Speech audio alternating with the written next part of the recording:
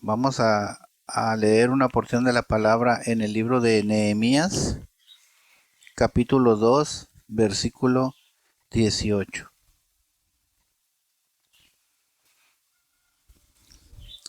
Un versículo muy bonito con el que vamos a empezar el año.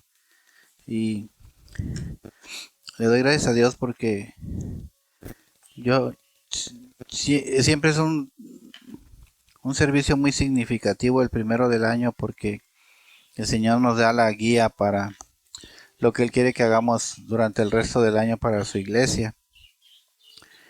Y recuerdo cuando nos dio el año del Ministerio de la Reconciliación, que estuvo un año muy difícil.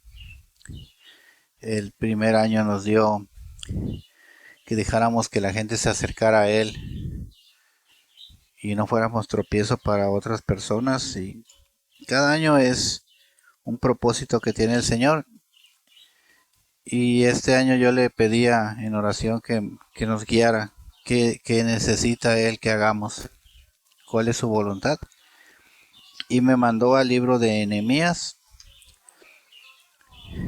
Nehemías antes de los Salmos, antes de Job.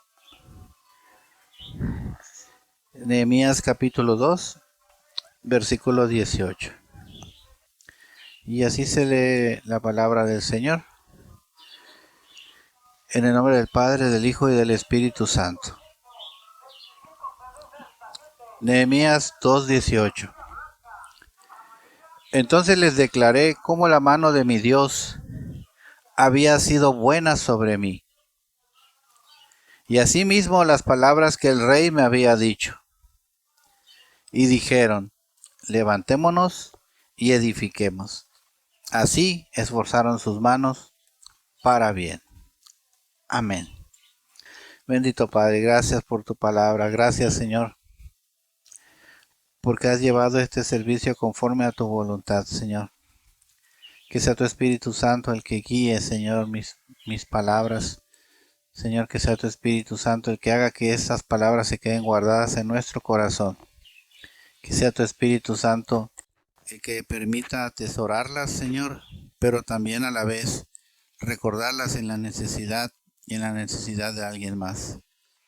Gracias, bendito Señor, porque eres fiel y no te has callado ante nosotros, Señor. No nos dejas en silencio, sino que siempre estás pendiente de lo que necesitamos.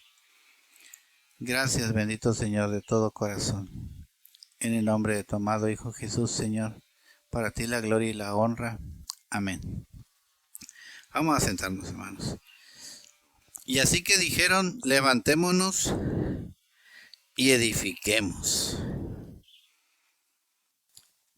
Fíjese, un siervo de Dios, Nehemías. Si tienen su Biblia digital, un capítulo antes, en el capítulo 1, nos dice quién era Nehemías. Nehemías era un siervo de Dios, pero que vivía en la cautividad. Pero Nehemías tenía un buen trabajo. Trabajaba directamente con el rey. Vivía en el palacio del rey. Tenía los lujos del palacio del rey. Vivía en una forma cómoda y holgada. Y el rey le tenía aprecio porque era su copero. ¿Qué quería decir? Que si al rey le llevaban un pollito rostizado, Nehemías agarraba la piernita y se la comía primero. Y si no le pasaba nada a Nehemías, se la daban al rey. Le llevaban al rey su traguito y Nehemías le tomaba un traguito y si no le pasaba nada a Nehemías, se lo daban al rey. El rey le confiaba su vida a Nehemías porque había muchos coperos tramposos que se tomaban un antídoto antes, tomaban las cosas, no les pasaba nada, se lo daban al rey y el rey se petateaba, ¿verdad? Entonces, Nehemías tenía una vida muy cómoda, pero dice en el capítulo 1, versículo 2, que tuvo un encuentro con un tal Anani, o Hanani, como se pronuncia. Y ese hombre, Anani, venía de allá de las tierras de donde ellos habían sido desterrados de Judá, de Jerusalén.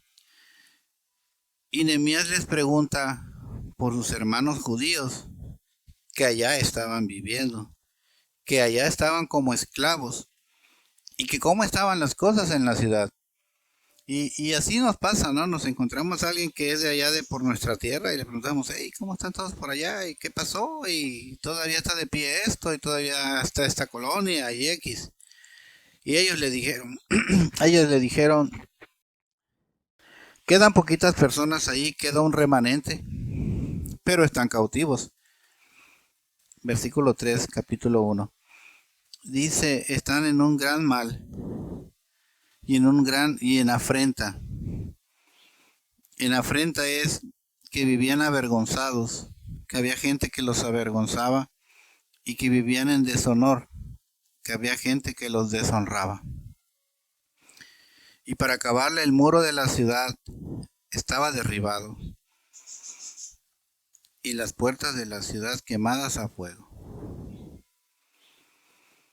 Le dicen a Nehemías, a Hanani y los que iban con él, que el pueblo que quedaba en la ciudad del Señor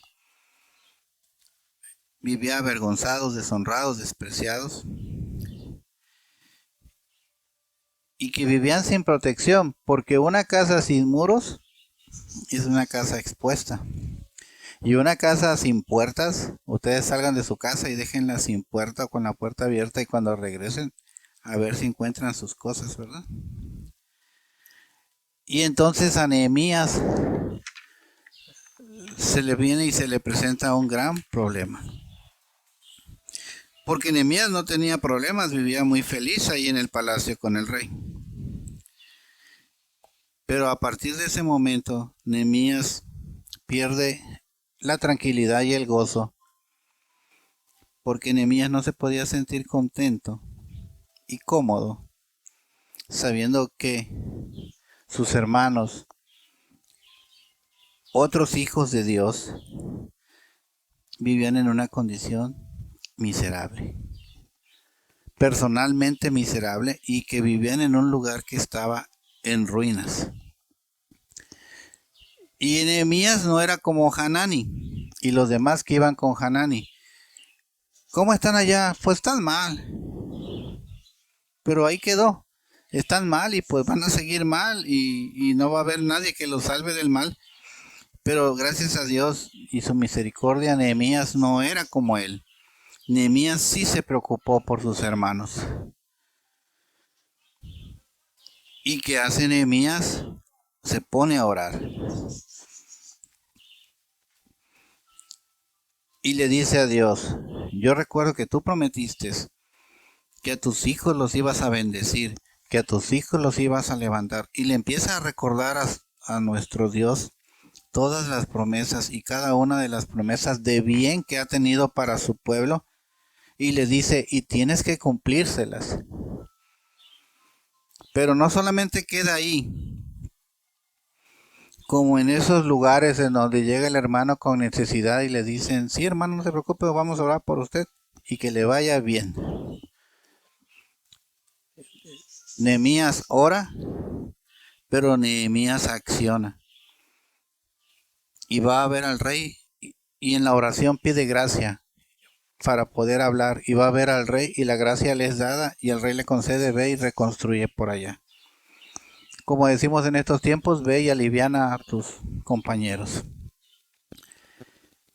Y le aprueba el viaje y le da provisión para el viaje y le da bendición para el viaje.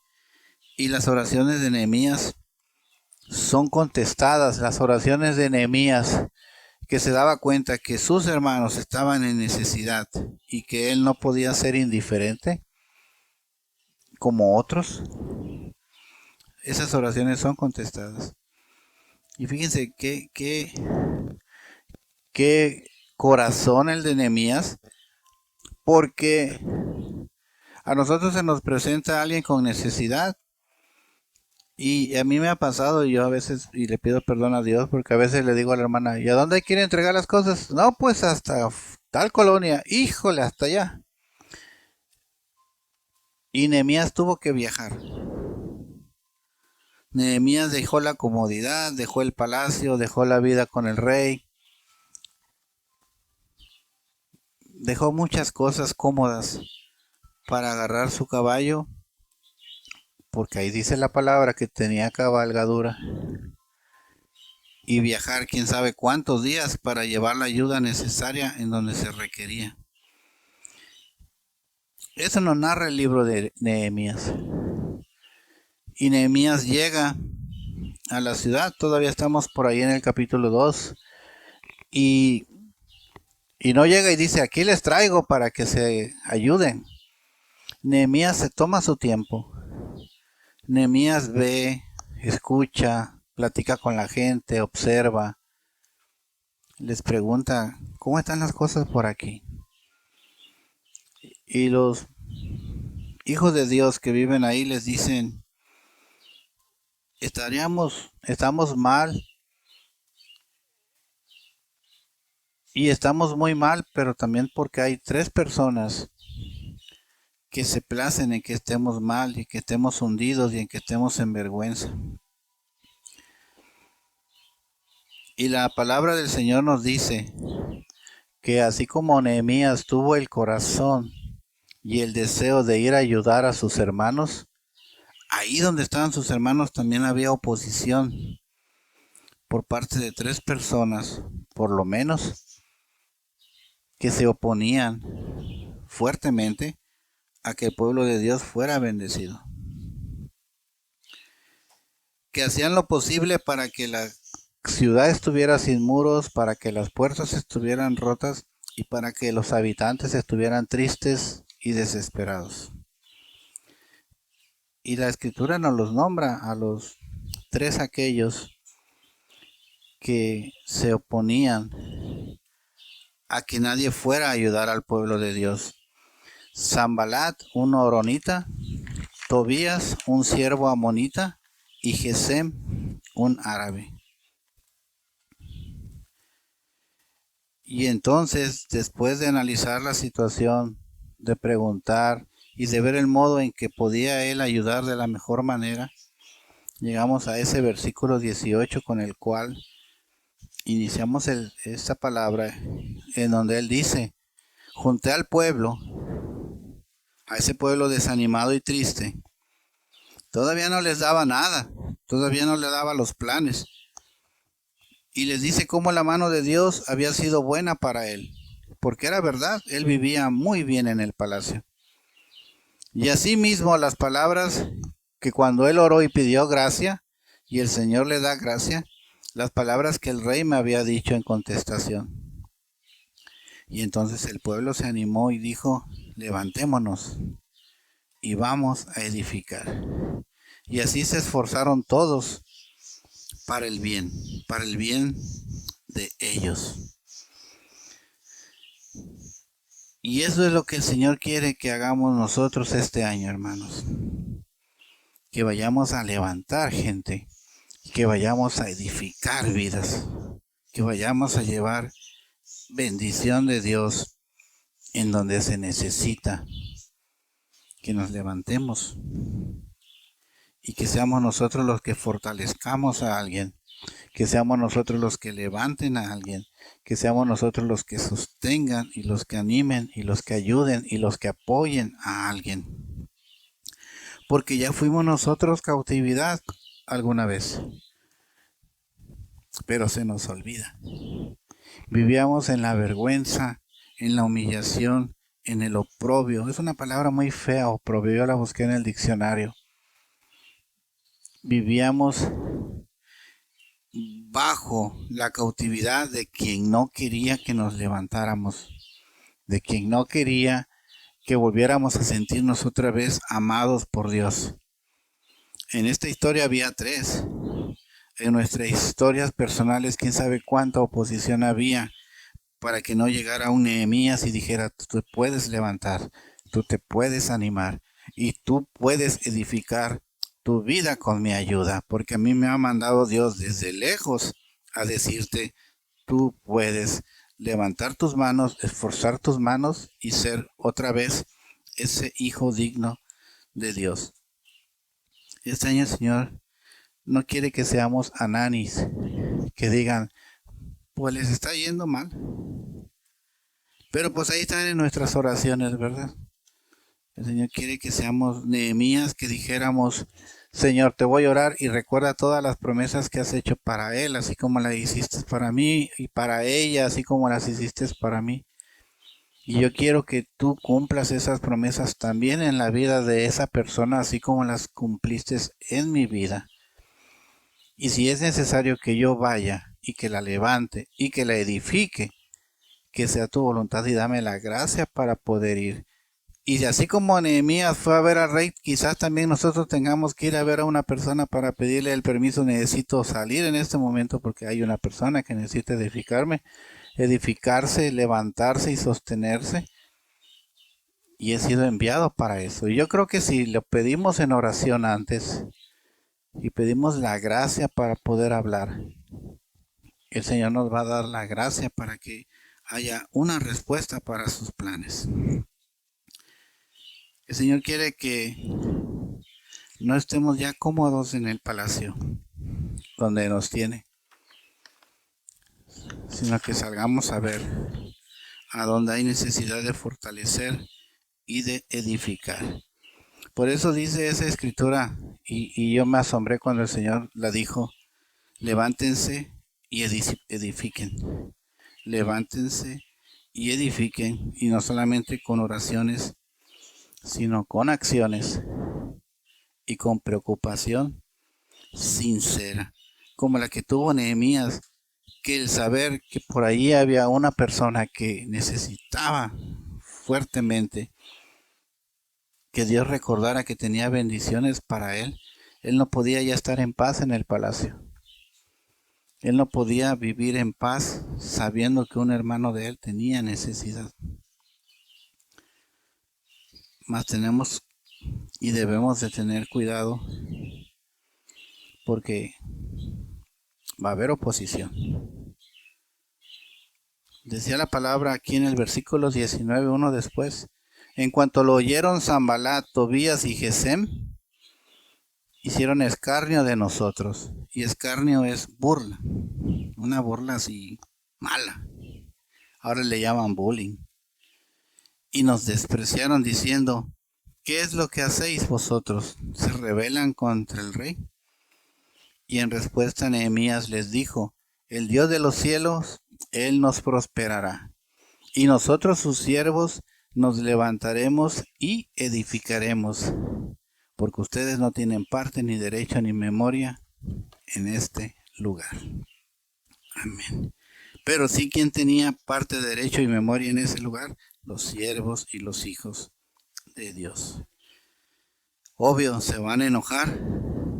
Obvio, va a haber peleas, va a haber luchas, va a haber oposición. Por eso Nehemías, antes de salir corriendo a ayudar en forma desbordada, dijo, no, Señor, voy a orar. Antes de llegar y decir, aquí les traigo la despensa, dijo, espérense, vamos a ver, ¿qué necesidad es? ¿Por dónde va la cosa? Dicen que se tomó 3 días Nehemías recorriendo la ciudad, preguntando, mirando, viendo qué necesitaba el lugar para poder darle el mejor uso a los recursos que el rey le había dado para que ayudara a esa gente. Y los que están ahí oprimiendo se organizan para luchar contra Nehemías. Fíjense, ¿por qué estaría enojado ese tal Tobías y ese tal Sanballat y ese tal Gesem? Porque tenían el control sobre ese pueblo. Porque estaban enviados para seguirlos teniendo allí humillados y derrotados.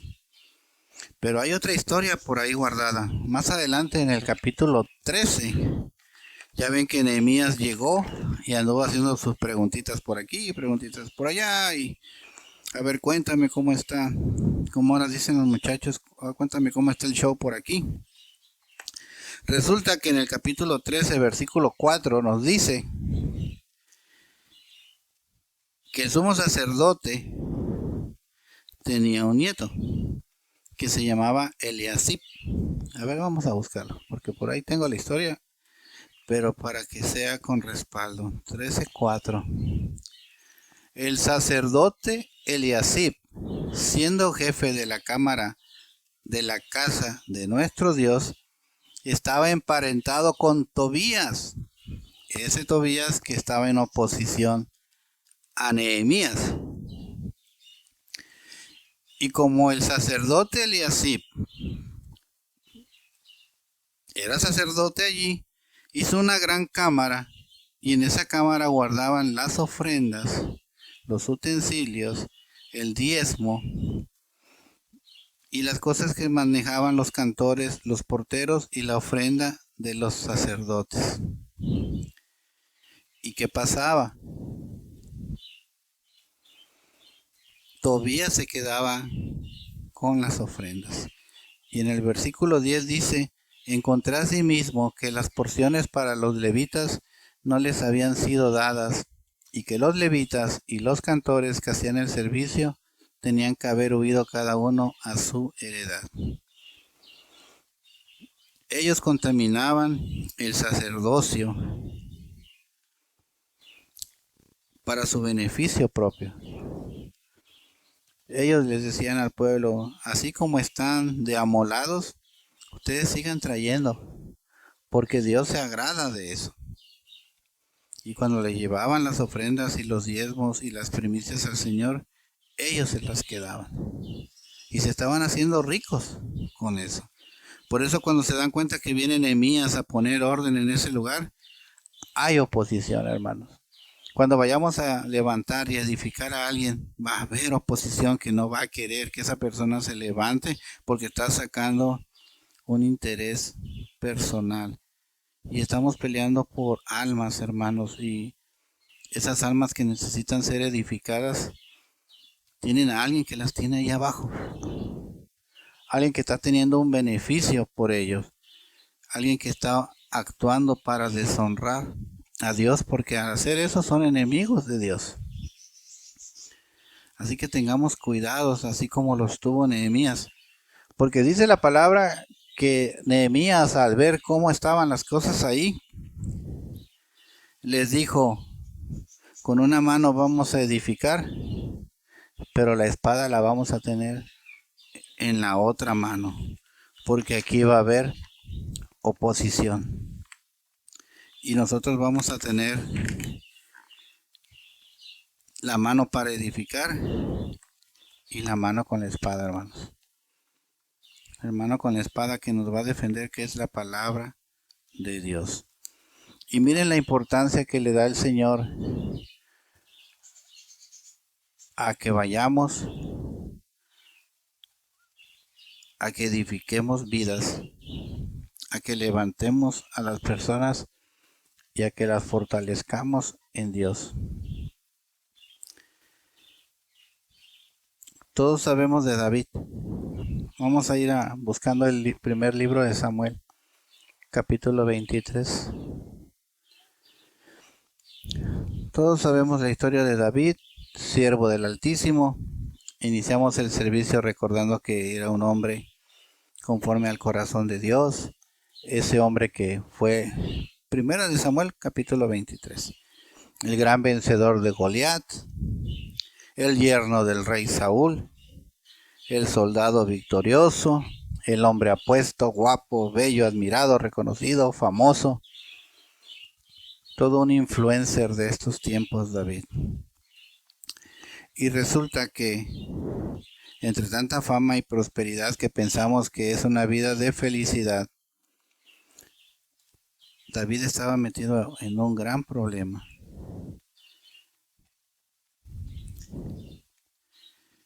David, y esa parte, no sé si todavía la recuerden, pero aquí hubo una prédica sobre esta lucha que tuvo David en una ciudad que se llamaba Keila, que eran unos rateros que robaban aldeas y secuestraban a las mujeres.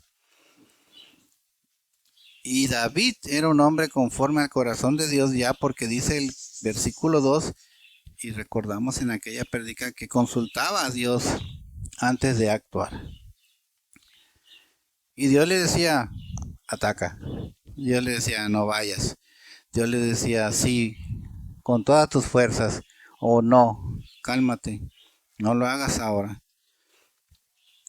Y está pasando por una situación difícil porque cuando va y derrota a los de Keila, se entera Saúl que está en esa ciudad y esa ciudad está amurallada y nada más tiene una entrada y una salida y dice Saúl, ahí lo voy a agarrar. Y va por él. Y David escucha que viene Saúl y le consulta a Dios y le dice, Señor, yo acabo de salvar a esta gente, pero ahí viene el rey por mí. Guíame. ¿Ellos me van a entregar o me van a defender? Y dice Dios, te van a entregar, así que sal corriendo de aquí. Y David sale huyendo y se va al desierto que se llama Sif. Se va a esconder. Y David se deprime porque, así como pasó con el profeta Elías, tuvo una gran victoria, pero alguien viene con deseos de matarlo. Alguien que David puede defenderse, pero como es un ungido de Dios, David no quiere hacerle nada al rey Saúl. Y lo único que hace David es huir y huir y huir de él. Y llega un momento en que David y sus hombres se cansan de estar huyendo. Se cansan de estar haciendo ese trabajo para Dios porque no han estado haciendo nada malo, pero hay persecución para ellos. Y si de por sí la vida en esas tierras es difícil, la vida en esas tierras en el desierto es más difícil. Y dice la palabra que en el versículo 16, capítulo 23, versículo 16, que entonces se levantó Jonatán, hijo de Saúl, y vino a David en Ores y fortaleció a David y fortaleció su mano en Dios. Y le dijo, no temas, pues no tallará la mano de Saúl, mi padre, y tú reinarás sobre Israel. Y yo seré segundo después de ti, y aún Saúl, mi padre, así lo sabe. Fíjense, ¿cuántos hijos tenía Saúl? Ayer yo estuve buscando eso, porque quería saber completamente la historia que me está mostrando el Señor. Y con eso de la 1 de la mañana, antes de dormir, dice la escritura que tuvo 5 hijos y 2 hijas. Una de las hijas estaba casada con David. Uno de los hijos era el rey que quedó cuando él murió, que quiso ser rey antes que David. Otro de ellos fue Jonatán y otros más. El chiste es que eran 7 hermanos, pero solamente de los 7, uno, dice la palabra, se levantó sabiendo que David necesitaba ser fortalecido y fue y lo fortaleció en Dios. Y para ir a fortalecer a David, Jonatán también tuvo que ir y dejar las comodidades del palacio, agarrar su burrito y caminar para el desierto hasta que encontró a David. David el guerrero, David el siervo, David el ungido de Dios, tenía la moral por los suelos, estaba desanimado, estaba triste, estaba acongojado. No le hallaba sentido a una vida de estar huyendo. Y David necesitaba ser fortalecido por Dios. Y Dios le dice a Jonatán, sal de donde estás, porque allá se ocupa que fortalezcas a alguien. Y Jonatán obedece. Llega con David. ¿Qué le haya dicho? No lo dice la escritura. Podemos imaginar qué le pudo haber dicho. Lo único que sí dice que sus primeras frases fueron, no temas ya. No temas ya. No vas a morir en manos de mi padre. Así lo ha dicho Dios. Y aún mi padre ya lo sabe, dijo así Jonatán. Y vamos a ir más adelante, al capítulo 30. Ya Jonatán ya no está. Y como parece creíble en la vida de David, otra vez está pasando una situación bien difícil. Les habían secuestrado a todas las mujeres, incluidas las de él, y los hombres de David lo querían matar. Y dice el versículo 6, y David se angustió mucho porque el pueblo hablaba de apedrearlo. Pues todo el pueblo, no porque David fuera malo, sino porque todo el pueblo estaba en amargura de alma, cada uno por sus hijos y por sus hijas. Mas David se fortaleció en Jehová, su Dios. Ahora, cuando estuvo en un momento crítico y difícil, ¿qué dijo David? Yo me acuerdo que Jonathan vino y me dijo, fortalécete en Dios. ¿Y qué hace David? Se fortaleció en Jehová, su Dios. Y fue y venció, fortalecido en su Dios, porque Jonatán un día tuvo el llamado y escuchó la voz de Dios que dijo, levántate y ve y edifica a ese hombre, porque necesita de mi consejo y de mi palabra y de mi presencia. Y cuando Jonatán ya no estaba, David recordó ese consejo y se fortaleció en Jehová su Dios, y el temor se le quitó. Esa es la importancia, hermanos, de que así como el Señor utilizó a Nehemías y a Jonatán para ir y levantar y edificar a otros,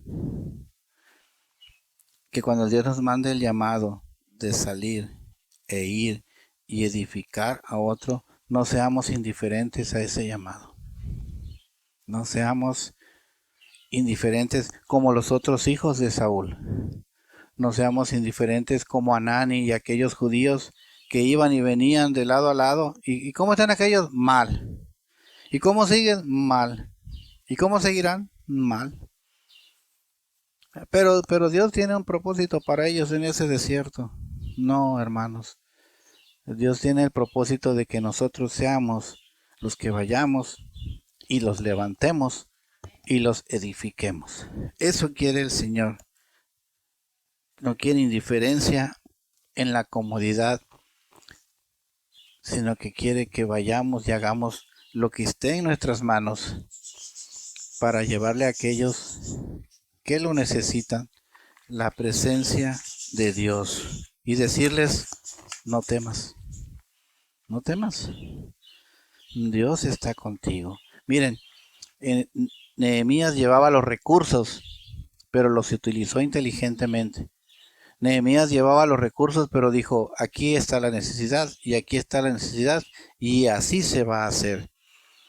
Y vamos a preguntar qué pasó, porque por ahí hay una fuga de dinero. A ver, ¿dónde está? Hasta que encontró que el nieto del sacerdote estaba casada con la hija del otro. Y que dijo, cortamos ahí. Y ahora sí vamos a ayudar. Jonatán no necesitaba llevar provisión. Jonatán necesitaba llevar la palabra de Dios para decir simplemente, no tengas miedo que Dios está contigo. No tengas miedo que Dios cuida de ti.